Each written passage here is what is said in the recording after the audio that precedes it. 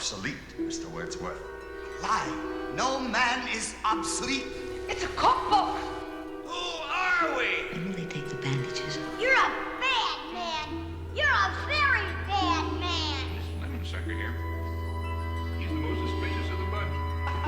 My name is Talkie Tina, and I'm beginning to hate you. I believe you're going my way. Live from Willoughby at the heart of the Twilight Zone. Here are your hosts, Alex and Tyler, the prestigiously perfect podcast in which we call The Twilight Zone. What is up, Nomies? I'm Alex. Cut. All right. Good. Well, we're just going to take it from the top again, Jerry, so go ahead and try again. What are you talking? I'm Alex. I'm one of the co-hosts of the Twilight Zone podcast. Where's Tyler? All right, Jerry, we got no time for this. We got a short deadline to make, so just, again, from the top, and we're going to do it again. Here you go, Jerry. You people are crazy. What is up, everybody? I'm Alex. And I'm Tyler. Welcome to the Twilight Gnome podcast. If it wasn't abundantly clear, what episode are we going to be discussing this week? This week we have A World of Difference. Season 1, Episode 23, original air date March 11th, 1960. This was written by Richard Matheson and directed by Ted Post, who did 4 Twilight Zones. You ready for his? Let's hear it. Probe 7, Over and Out, Mr. Garrity and the Graves, The Fear, and A World of Difference. Oh, quite a few good ones there. Quite a few good ones. I'd say Probe 7's is worst. I'd say this one's probably his worst. Think so? Yeah. I don't know. Not that it's a bad episode, but... Well, I guess we'll get right into it, Ty. What was your favorite moment? My favorite moment was right at the end there when he's walking away with his wife and he can still sort of hear the construction crew in the other dimension / in the real world. Maybe he's just going crazy. But I like that some of one world kind of bled into the other. That was pretty good. My favorite is the reveal in the beginning where it shows the camera crew and stuff like that. That would be such a mindfuck if that happened in real life. That would be terrifying. We have the technology to rebuild it. Doctor, what have you created? I am, for all intent and purposes, AI Serling. So every week I put a prompt into ChatGPT, come up with a Rod Serling style funny meta intro, and this week it came up with this. Portrait of a man, as seen through 2 lenses. One, the cameras. The other, the accountants who wonders why this episode cost so much to film. Submitted for your approval, Arthur Curtis, a mild-mannered businessman, husband, father, and according to the man currently shouting cut, a guy who doesn't actually exist. You see, Mr. Curtis is about to learn a lesson familiar to actors, philosophers, and anyone who's ever been caught talking to themselves in the grocery store. Sometimes the line between reality and imagination isn't so much a line as it is a smudged fingerprint on the studio's lens. In just a moment, Mr. Curtis will step from the world he thinks is his own into another one entirely. A place where the walls are plywood, the sun is a lighting rig, and the only thing real is the coffee in the director's chair. A dimension where even he, the star of the show, might not get top billing. It's a land we call the Twilight Zone, also known in Hollywood as Tuesday. Nice, I like that. Every week, Tyler and I come up with a few questions for each other, keep each other on our toes while watching said episode. I have 3 this week. I also have 3. And it is an odd, so go for it. All right, what's Arthur's office number? That's one of mine, 612. 812. You talking about like the outside door at the end, like the whole like build, like the number? The one that in the beginning that he comes in through. That is not. That is. It's I think you 812. It's 612. At the end when he leaves with his wife and it shows it from the actual way, it's a 6. It's an 8. Should we go to the camera? We'll go to the camera. That's a 6. That's an 8. That is a 6. Guy. That is an 8. That is a 6. Watch. Look up there. Oh, okay, yeah. I guess the screen I was watching on did not have enough detail. That is a 6. You are correct. Well, you were wrong because you said 614. So you're still wrong. But you're right. Thought I said 618. No, your original guess was not the correct number. All right. Well, anyway, I got it right. All right. My next one.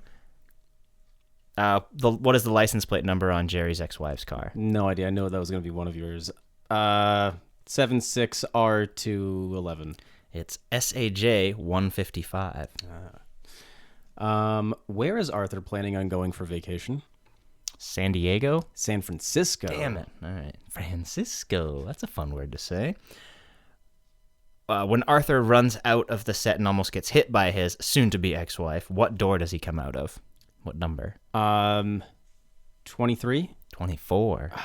Are you sure? Awesome. Again, this was one where I think he ran out of 23, and then in a shot right afterwards, there's 24. Do right we need next to go it. to the tape I think we're again? going to go to the tape again. All right, you're right. It's 24. Keep being off by just ever so slightly. All right, my last question. What finger is Arthur/Jerry wearing his ring on? Pinky. Correct. That stood out to me because I think he was on the phone and I was like, he's wearing a pinky ring. Yeah, I thought the same thing. I was like, why the fuck is this on his pinky? Man's got gorilla It was hands. funny when the very first thing I thought of when you said what finger, I was like, he put up his ass. All right, we'll jump right into the plot of this one. We open on very intense music and a pan down to his office, and it's season 1, so we're thrust immediately into Rob. But that music was very, like, foreboding. Wouldn't you say? I'd say it's probably the darkest type of music we've heard so far. It getting into a little bit of the inside the Twilight Zone, but do you recall what other episode that music is from? No idea. All right, we'll be a little tease then. You're looking at a tableau of reality. Things of substance, of physical material. A desk, a window, a light. These things exist and have dimension. Now, this is Arthur Curtis, age 36, who also is real. He has flesh and blood, muscle and mind.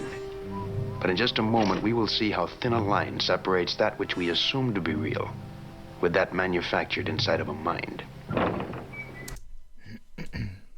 Yeah, very dark, foreboding music for what's... I mean, it'd be scary to be in this situation, but there's been other far scarier episodes, so...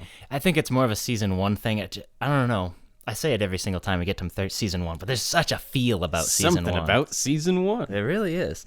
Arthur Curtis, our main character, arrives first, then his secretary, Sally, and his secretary's like, what are you doing here so early, Mr. Curtis? And he's like, oh, I have to leave for his daughter's birthday or something. They're going somewhere. Yep. And he's like, those contracts done yet? And the secretary's like, yep, here they are. He's like, all right, I'll be in my office. Also, can you change the plane reservation to Saturday night? And Arthur goes to his office, makes a phone call, but the line just won't work or something, and we hear it. Yeah, and at this point, we hear the yell of, cut! Super weird. And then we get a really cool shot because the camera kind of goes behind his back. And there was a wall there once. There and was, now yes. there's not, which is so mindfucky. I also love that this gets straight to the point. Like, there's not a whole lot of setup of him in his quote-unquote normal life. It, like, almost immediately throws us into, boom, here's the weird twist that's weird about this episode, and I liked that. Right. There's a whole film crew and all kinds of people watching him. The director gets up and goes, come on, Jerry, is it so hard to make a phone call? And then we get our first commercial break. Very good cold open to an episode. You're like, what the fuck is happening? Yep. When we get back, the director's like, don't you remember me, Jerry? It's Marty. He goes to check on his secretary, Arthur does, and now there's all kinds of stage lighting in there, which we didn't see before. And there's also, like, people behind the glass where she's kind of sitting. And what's funny, though, is where this is supposed to be in his mind, or I guess not in his mind. I mean, I take this as to be this is in his mind. You probably take that to mean he's actually jumped into another dimension. So we'll get into this now. If you take it to mean that he jumped into another dimension, then shouldn't the secretary look different, or shouldn't the secretary who exists in both of his worlds kind of know something? The secretary is the one thing that's really weird about this. And it's even funny because, spoiler alert, at the end, when he does make it back home, he kind of gives her a weird look like, how the fuck? Like you're the only one that's was constant, in both worlds, yeah. Which is very odd. Yeah. But anyway, Arthur Curtis looks very confused. He's walking around the set, and I would imagine it's his manager who comes up to him, and he's like, all right, knock it off, Jerry. They're going to fire you. The director comes over, and he's like, everything all right, guys? Like, yeah, we're... And the guys...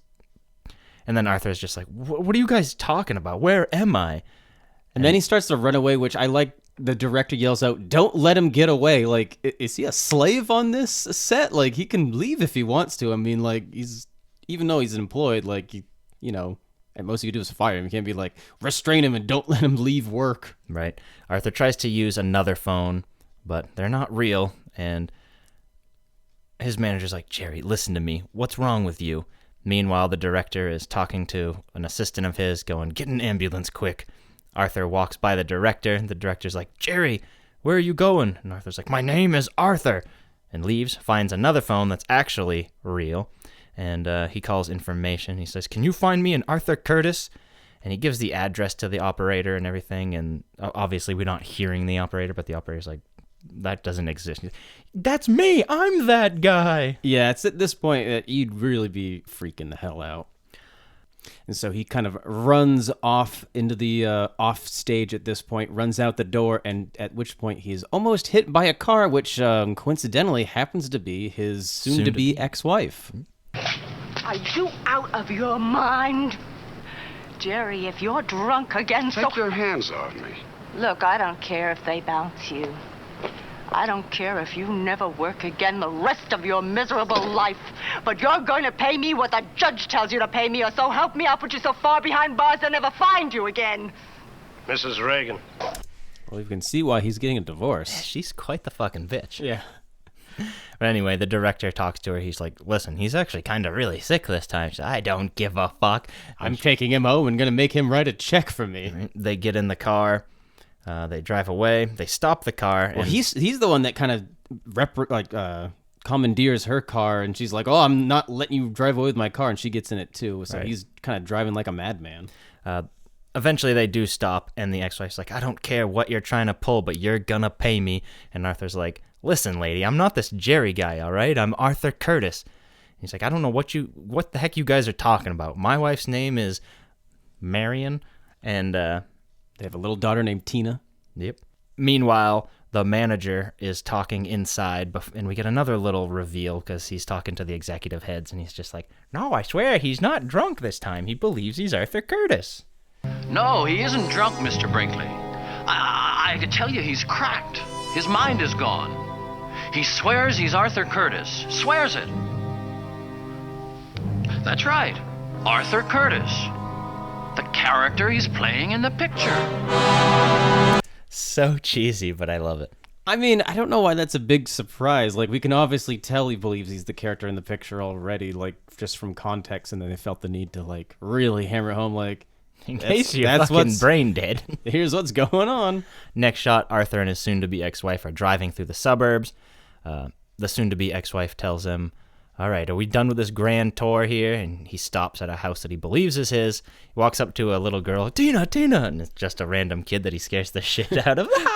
Mommy, that's the man. The ex-wife's like, "Are you fucking crazy? Get in the car. Do you want to go to jail?" And then we get that's the man that grabbed me. The ex-wife is driving now, and she brings him home.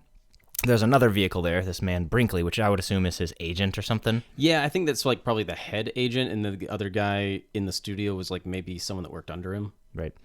And she's like, I wonder what he wants. Probably wants to bleed you dry too, but he ain't getting anything until I get mine. I think this both of these characters, all the agents around him and his shitty ex-wife, like really build towards this is a man that cracked. Like his actual name is Jerry. He was Jerry Reagan. He is an actor, and his life is just so miserable with everyone just trying to bleed him dry. Whether it's like his bosses and agents trying to like force him to work with things he doesn't want to do, or if it's just his wife being a bitch at home. I think I'm completely in the other camp. I believe Rod even says his name is Arthur Curtis, which leads me to believe that Rod is the consistent. I think he slipped into like a parallel universe, and maybe in another universe his name is Jerry Reagan or something like that. But I believe the opposite. No, I think it's all signs point towards this guy being Jerry, and he's just cracked. Inside, the dad from I Sing the Body Electric is in there. That's the guy that plays his manager. And he's like, where have you been, Jerry? They said you weren't at the studio. His ex-wife's like, I want my money and I can't wait. Jerry. He's looking all around the house trying to find the checkbook. Yep. And then Arthur Curtis takes the other guy to the side. He's like, listen, I don't know what the fuck she's talking about. I am Arthur Curtis. I don't know what the hell is going on here. And then the ex-wife's just like, where the hell do you keep this checkbook? I'll find it. I'll tear this whole house apart if I have to. Then the other guy, his manager, is just like, listen, if you lose this assignment, we're going to have to drop you. And the manager says, I guess they can shoot around you today, but I'll tell them you're sick or something, but just you have to make sure you're there in the morning. Again, Arthur's just like, I don't know what the fuck is going on here. His wife comes up to him and is just like, sign it, Gerald Reagan. And he's like, listen, that's not my name. And I'll play some of this because he kind of has his, all right, I've had a fucking enough moment. Now listen, this has gone far enough. I'm not Gerald Reagan. I don't know any of you. My name is Arthur Curtis, do you hear me? Arthur Curtis, and I work for... I'd like to have the telephone number of the Davis Morton Company, 189 Brand Street, Los Angeles. Of course there is! I work there! I've worked there for the last 7 years! So at this point, he basically freaks out so much that he blacks out, and then he wakes up in bed. His manager's still in the room with him. Literally and metaphorically raping him. Yeah, he's still all confused, but his manager's kind of has this little dialogue about, look, Jerry, here's your script. This is the story of a man named Arthur Curtis. Everything that you believe in is in this script. Like, you're just gone crazy and now believing that everything that your character in the movie is doing is real and that you are that character. He's kind of like trying to show him evidence to suggest like, hey, look, dude, you're just gone crazy. Right. And then the manager's like, sometimes I also wish that I could escape from this existence as well. Arthur says, are you really telling me you think that I am Jerry Reagan? And the guy's just like, yeah, I believe you are. And I believe you're the Gerald Reagan that's burdened with all that overworked and that miserable ex-wife. And then he says, don't worry about coming into work anymore either because Arthur Curtis is dead. They drop the picture and he throws the He must have script. found that out like while he blacked out because before he was just like, I'll tell him that tomorrow you'll be in there. Yeah, presumably he was probably passed out for like a couple hours or something. Right. And then Arthur's like, I got to get back to my office. And the manager's just like, well, they're probably taking the set down right now. And obviously this is pretty alarming to Arthur, so he decides he's going to run out of the house. The agent kind of chases him down the driveway a little bit. He steals the agent's car and drives off, and then we get a really cool shot that's a POV of his handheld, car yeah. driving, like weaving in and out between traffic to sort of like race to the lot on time. I like that. We don't really get a lot of handheld shots like that in the Twilight Zone. I'm always like a stickler for it. I'm like, yeah, that's pretty cool. Arthur's now back at the set, walking around frantically looking for his office. People are taking the set apart, and he's like, you guys can't do this. He walks into his office, takes a seat at the desk, puts his hands in his head, and goes, don't leave me here. Before he does this, though, the picture frame that previously had his daughter and wife in it, they're blank now. But then a second later, when he looks back up from his desk, the pictures are magically back in it, and all walls are up. Yep. And then we hear, honey, and his wife is there in the office. He breathes a sigh of relief, grabs her real tight, and she's like, we've been phoning you all day. Where have you been? Sally kept saying you were out. And he's like, we just got to get out of here. His wife's like, everything all right? He's like, yeah. Sally, give me them tickets. We got to get out of here. And then as he starts to rush his wife out the door and they're in the hallway, he can still sort of hear the last little remnants of the world he just left behind. He hears the crew that's sort of taking the set apart and kind of hears them for the last time. Yep, and the wife is like, what's wrong? He's like, nothing. I just don't want to lose you. Next shot, we're back on the set. His agent goes, have you seen Reagan? They're like, no, I haven't seen him. He's like, well, will you take a look in his dressing room? His agent just kind of walks around a little bit and says, I wonder where he is. And Rod takes us out. The modus operandi for the departure from life is usually a pine box of such and such dimensions. And this is the ultimate in reality. But there are other ways for a man to exit from life. Take the case of Arthur Curtis, age 36. His departure was along a highway with an exit sign that reads, this way to escape. Arthur Curtis, en route to the Twilight Zone. And that's our episode. Tyler, what did you learn? Jared Leto was not our first method actor. I guess so. All right, we'll jump right into ratings. IMDb currently has us at a 7.6 out of 10. I think I like this one more than you. I think you did. You want to go first then? Yeah, I'm going to give this episode a 6. It's a fine enough episode. I don't know, I just don't like that it's not very definitive. There are certain weird things where it's just like, what's up with the secretary, and if it's the Twilight Zone, man. Yeah, I don't know. I just don't like unanswered questions. I'm going to give this a 7. I've always liked this episode. I think the premise is very engaging. I'm definitely in the camp that, hey, he is Arthur Curtis, and I think that makes the episode better. Take with that what you will, but a 6 and a 7, so this is very mid. Yeah. Good episode. Who are they? Where are they? What are they? Let's find out together in the Twilight Gnome presents Inside the Twilight Zone. All right, this week we have Howard Duff. He's not related to Hilary Duff. I looked it up. Also sounds like Howard Duck. He has 141 credits to his name. The only big things I could really see that was kind of in my zeitgeist was one episode of Night Gallery, one episode of The Whistler. He starred in quite a few movies in the late 40s and then in TV from the 1950s to 1990. But just, again, nothing really that stood out. He was also kind of blacklisted for being a communist, too, it said in his biography. Then we have David White. He played Brinkley. He was in 2 Twilight Zones. We have finished his now. He was in this and I Sang the Body Electric, where he played the father. He was in 191 episodes of Bewitched. He was in Brewster's Millions, 2 Playhouse 90s, quite a few things, but nothing super big again. And then we have Gail Kobe. She played Sally the secretary. I picked her because she's in 3 Twilight Zones, and now we have finished her resume. She was in, obviously, this. She was in His Image and The Self-Improvement of Salvador Ross. She was in the movie 10 Commandments. She has 84 credits acting, but she's really more well-known as a producer. Her producing thing is pretty crazy. She did a lot of soap operas. Soap operas. Soap operas. Retarded. She was the producer for 197 episodes of Days of Our Lives, 297 episodes of Bold and the Beautiful, 120 episodes of Guiding Light, and many, many more. Any Mr. Peepers? No Mr. Peepers. It's been quite some time, unfortunately.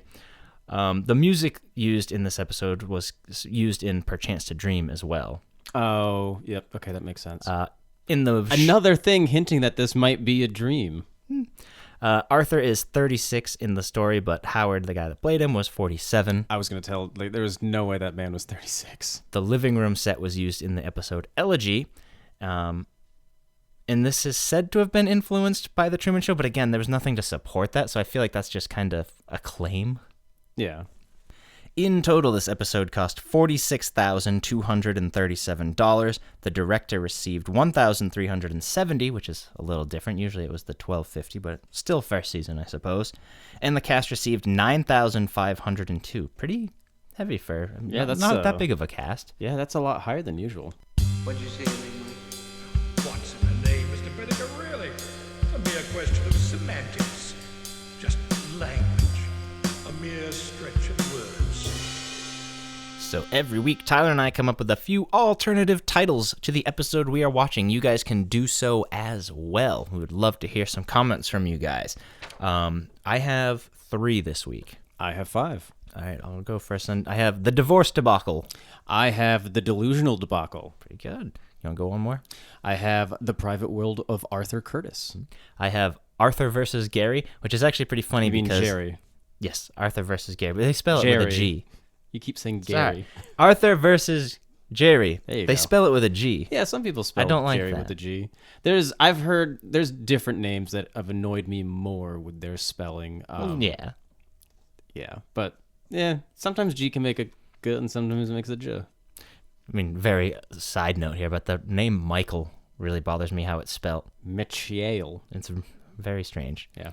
Or Sean.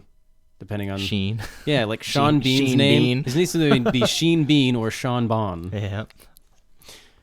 What's your next one? That was my Arthur versus Jerry. That was mine. Oh, okay. I have Escape. Yep. Oh yeah, I also forgot to mention that was funny because the guy that played him was in the movie Kramer versus Kramer, so it's kind of. Oh, okay. I have Method Acting. I also have Method Acting Really? as one of my Alright. names. And my last one was Immersed in the Role. Decent. I think Method Acting should win, so we both got it. Yeah, That's pretty funny. I think that's the first time we've ever came up with the exact same title. I mean, we've probably come close. Maybe but- close with a debacle, but Yeah. that definitely not for like that. Switcheroos. I have 5. I have 4. Go for it then.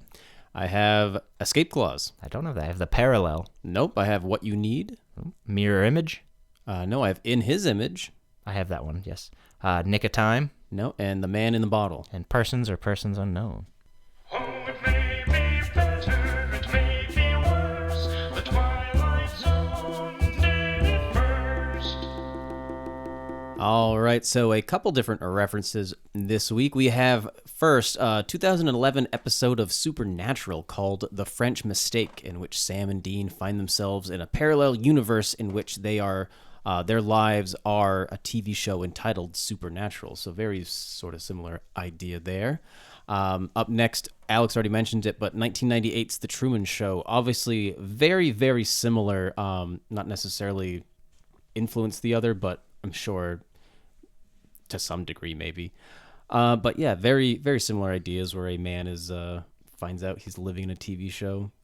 And then last but not least, we have 2006's Stranger Than Fiction with Will Ferrell, where he is actually a character that a author is writing about and sort of like affects his life as it happens. That was a very interesting take. I remember watching that and being like, this is pretty cool. Yeah. Uncharted territory. You don't really see movies like that, but that's all I got this week. Slim pickings. This is kind of one of like the forgotten season ones, because usually when you think of season one, you're like, there's some fucking bangers in season one, but then there's stuff like this. But there's never really any low lows. Yeah, there are. What are some 16 season millimeter one? Shrine. Yeah, that's pretty bad.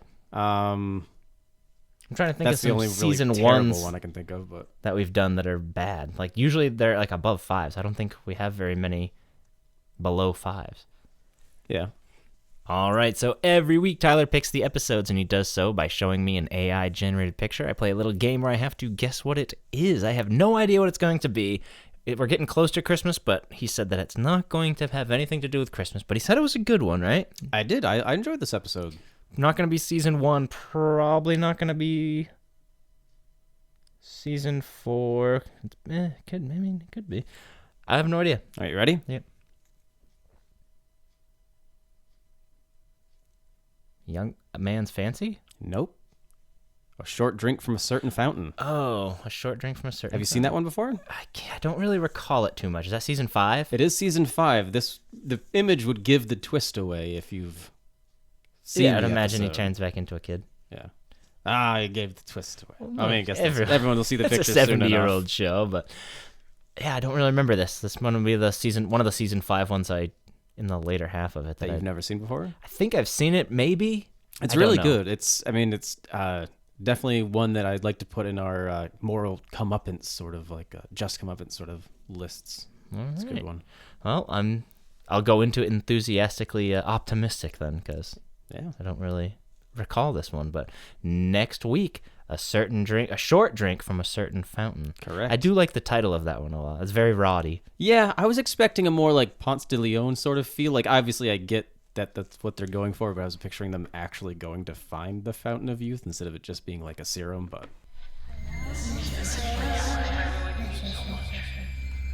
Message. You are about to receive a message from the 5th dimension. All right, so got a few different comments to read out here for you guys. First up is a comment on our newest top 10 video about top 10 most heartwarming episodes of The Twilight Zone. If you guys have not seen it yet, be sure to give it a click and a watch. But the comment comes from Microtherian, and they say, first comment, yes, it's slightly annoying when people do that, but I almost never do, honest. Thank you for sending over that comment. And then we also have another comment on our most recent episode, number 12, Looks Just Like You, from Dr. Doom. Dr. Doom says, everyone in the episode is a real person, not a robot. I'll take your word for it. Yeah, if you guys want to leave a comment, please do so. We love hearing from you guys. We truly do read them all, obviously. We don't get a lot, but we really appreciate all the comments and all the love from you guys. Just to know that you guys are out there and engaging with us, it means a lot to us. If you need to get a hold of us for any other reason, you can email us at twilightgnome59@gmail.com. And while you're at it, can you help us out? And please continue to like and subscribe and tell your friends or anyone that you know that loves the Twilight Zone and might not be put off by our crude humor sometimes to this show of ours. If you could also, if you're listening to this on Spotify by any chance, we don't really get to see the numbers on Spotify, so you could leave us a 5-star review, because why? We are a 5-star show. That would really help us out a lot, and we would really appreciate it. But until then, I guess my final question for you, Ty, I already know where you stand. I mean, we could probably debate this for hours, but Arthur or Jerry? I think he's Arthur. He's Jerry. Maybe that should be a good poll for next week or something. Or please leave a comment down below. Is he Arthur or Jerry? And speaking of polls, though, too, guys, my current poll is out right now. Be sure to vote. Zip your pants back up, Tyler. Oh, God, my poll is out. The current poll is, who would be the worst roommate? So far in the lead is Roswell Flemington from The Silence. I saw it's pretty much between two. Yeah, the runner up there is Oliver Krangle from 4 O'Clock, which both would be absolute terrible roommates to have. But It would be. Yeah, so be sure to go ahead and vote if you haven't voted on that already. Right. All right, well, this one's a little short and sweet this week, unless you can think of something else to talk about. No, I guess see you next week when we talk about a short drink from a certain fountain. Thank you guys all for stepping in the Twilight Gnome with us. It's 4 o'clock, the howling man is gone. Frisbee's telling stories, Mr. Dingle strong. There's time enough for the real Martian to stand up. Next stop, Willoughby, little girl is lost. There's something on the wing, Walter Jameson won't live long. Feel like I'm 5 characters in search of exit. Help, I'm slipping into the twilight known. Luckily on Thursday we leave for home. The Calumet came and gave beauty to behold. Where's everybody? Get Axman Tyler on the phone. Now you're listening to the Twilight Known. Till next Friday night, you won't be alone. Till then, just keep watching your favorite TV show. Take it, Mr. Serling. The Twilight Zone. Listen hard and long. The Twilight Known. Listen hard and long. The Twilight Known.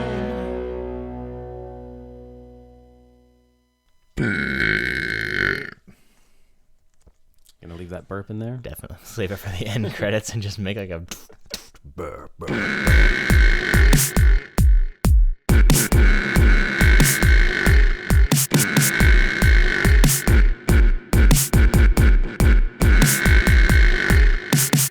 Gonna leave that burp in there? Definitely save it for the end credits.